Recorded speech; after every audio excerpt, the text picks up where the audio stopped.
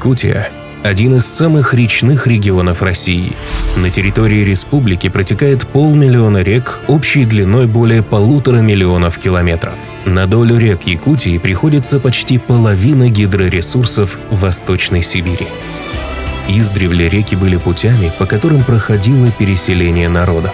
В долинах рек по их берегам строилось жилье, располагались поселения. Подобно кровеносной системе реки Якутии, несут жизнь во все отдаленные части края. Главные артерии Лена и ее основные притоки Алдан и Вилюй, другие крупные реки Оленек, Яна, Индигирка, Колыма – это хозяйственный стержень республики, основа ее водных путей.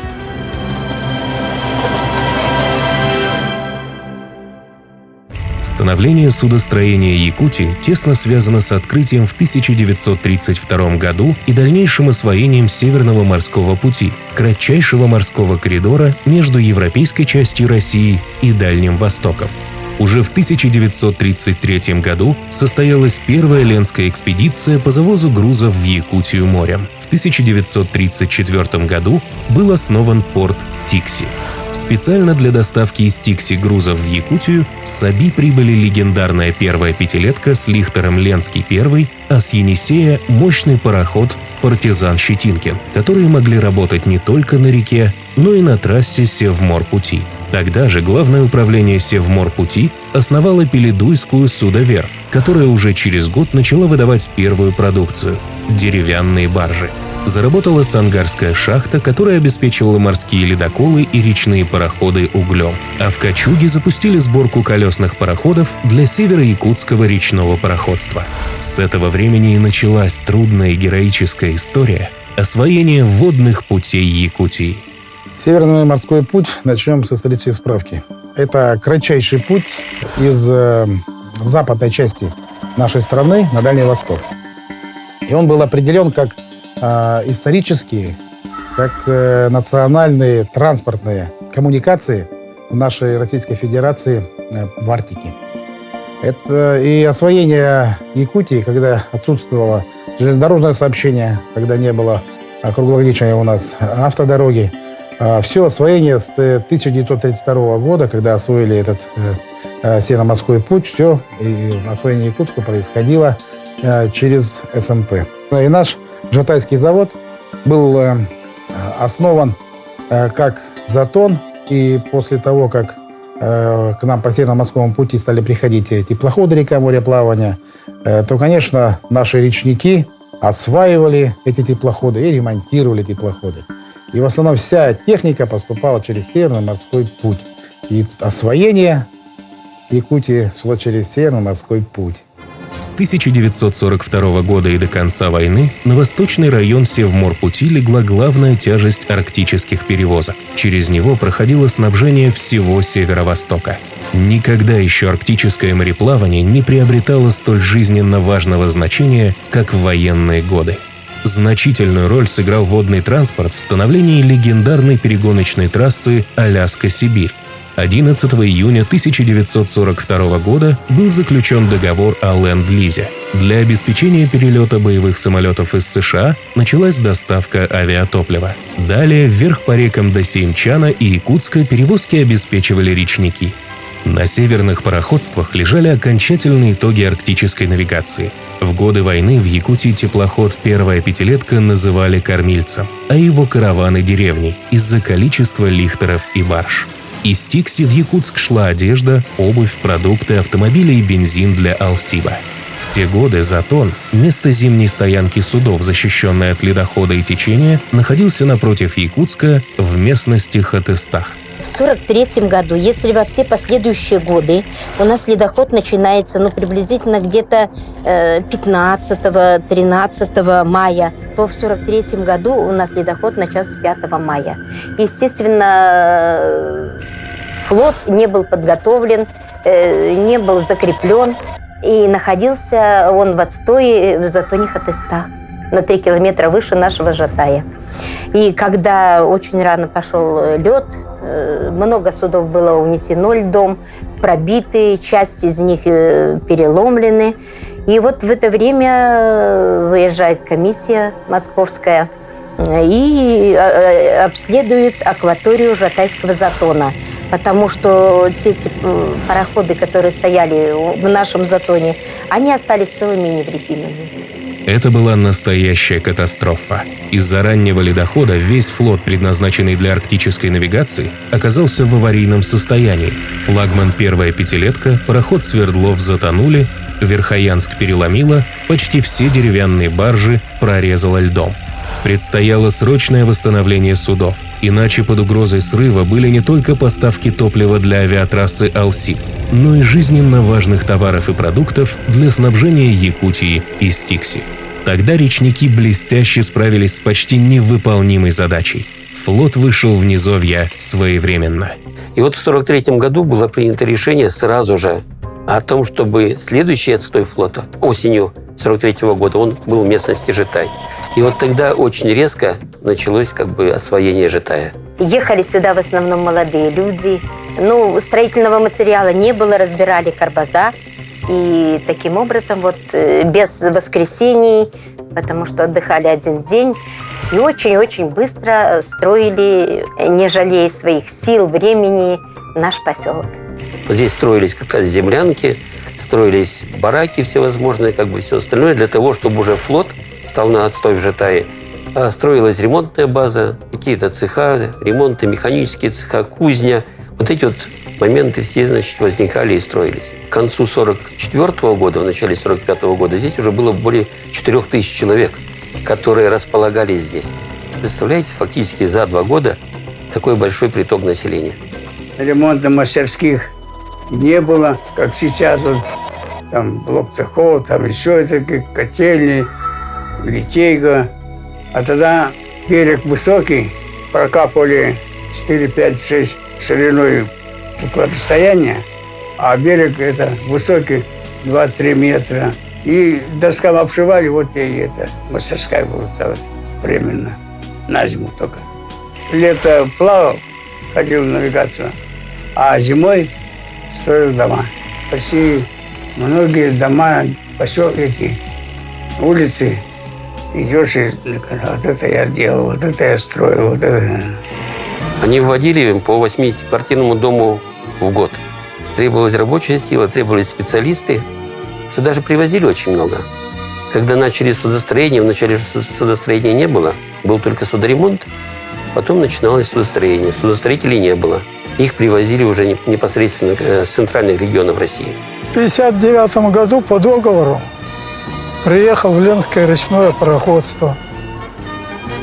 Направили шкипером в Якутский речной порт. Там проработал год. В 1961 году, в апреле месяце, переводом перешел на Житайский тузоремонтный завод. До 1993 года работал шкипером. В 1993 году вышел на пенсию и перешел на берег работать слесарем-судоремонтником. И так продолжаю работать до сих пор. И 57 лет все проработал здесь, на одном месте, на одном заводе. Первоначально организованный как пункт зимней стоянки судов, через 10 лет после окончания войны завод вырос и окреп.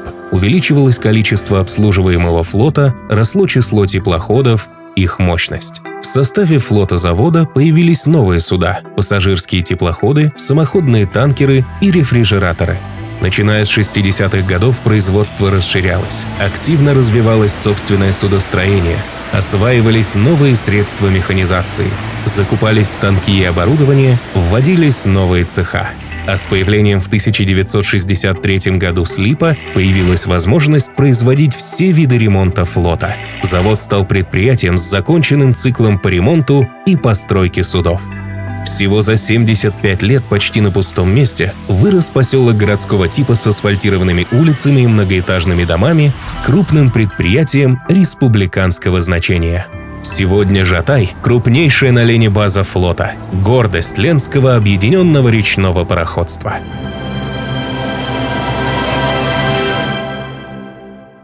Завод у нас работает, выполняет те же функции судоремонта, модернизации.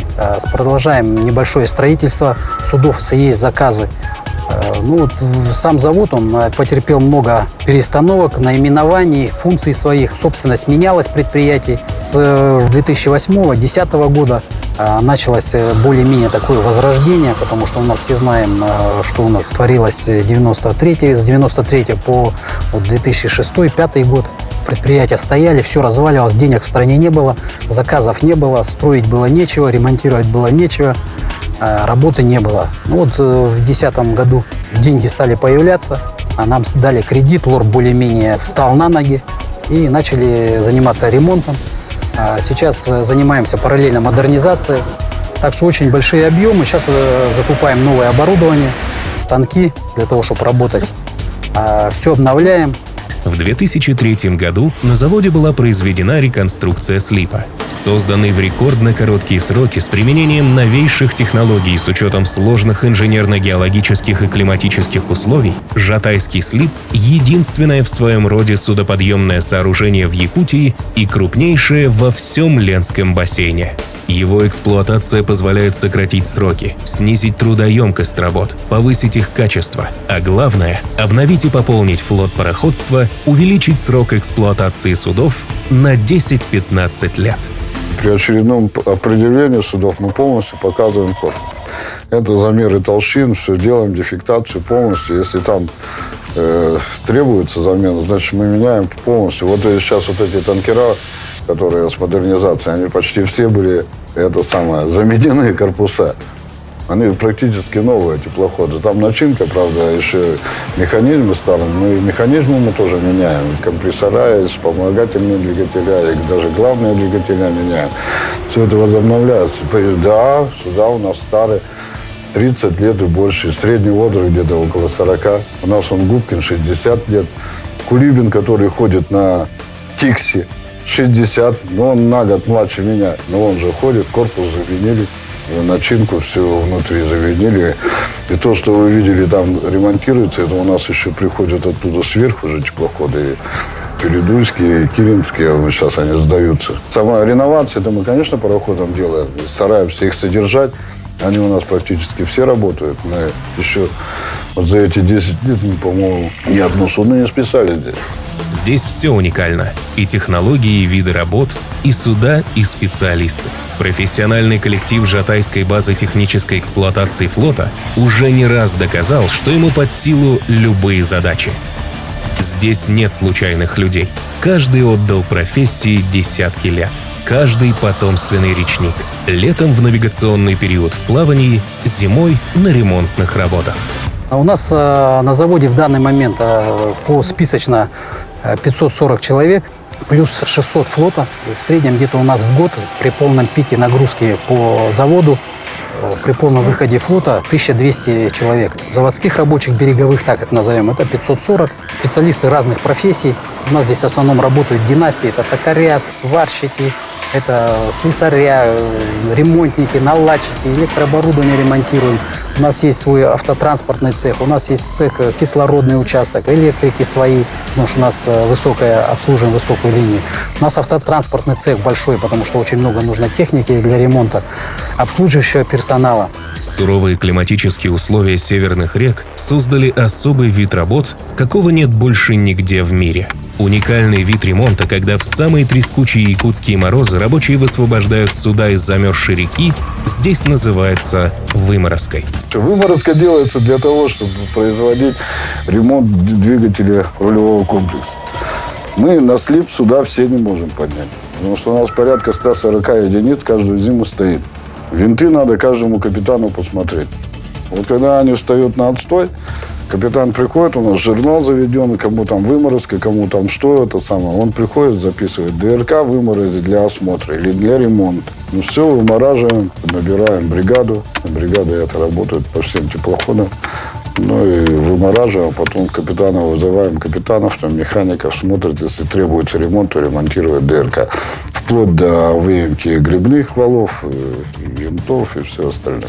Пока навигация еще открыта, в Жатай приходят суда со всей Якутии и остаются здесь на зимовье. Группу судов, ставших на зимний отстой, называют караваном, а организация ремонтных работ под открытым небом – караванным цехом. Здесь суда, начиная от пассажирского скоростного и кончая, вот доки стоят для подъема судов. Это тоже наша обязанность. Обеспечиваем подъем, спуск судов, закачивает воду сюда, загоняет теплоход, откачивает он на сухом. Вот сегодня сняли только с дока вот СК-20-32, отремонтировали. Самый-самый старый Кулибин, он 54-56 года, и академик Губкин. Остальные там 60-х годов. Но они уже, все уже подходят, все уже старые. Новых пока нет.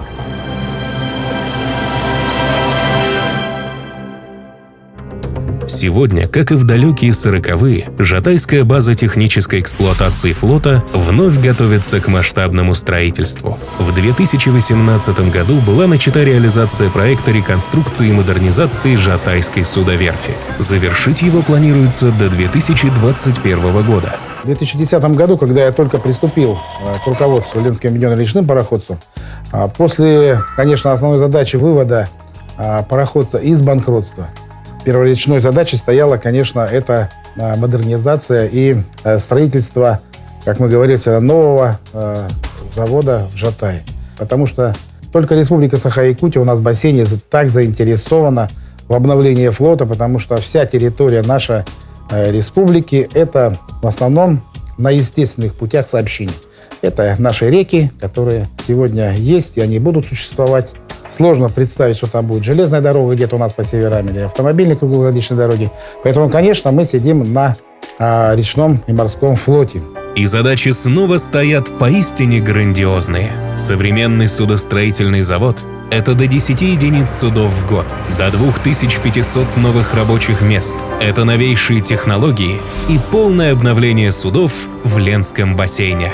Очень важным событием произошло в 2017 году, когда наш проект по строительству высокотехнологичной судовой верфи в Жатае был поддержан правительством Российской Федерации.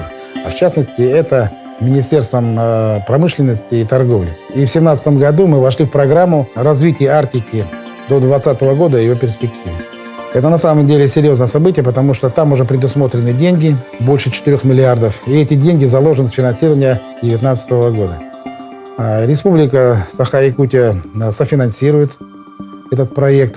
Мы привлечем, значит, и внебюджетные источники для строительства нашего завода. Но мы считаем, что на следующий год начнем строить. Наверное, нет на свете человека, который не любовался бы чистыми, широкими речными просторами, с восторгом провожая взглядом идущие по ним огромные белоснежные суда. Из года в год сквозь льды и туман эти стальные красавцы смело прокладывают свой путь, везя жизненно необходимый груз в самые отдаленные уголки нашей республики. А жизнь этих покорителей водных дорог, безопасность их экипажа и своевременный выход в рейсы зависят от ежедневного труда тех, кто остается на берегу. Их миссия также важна и сопряжена с отвагой, решительностью и ответственностью. От их работы зависит флот, а значит, жизнь всего региона.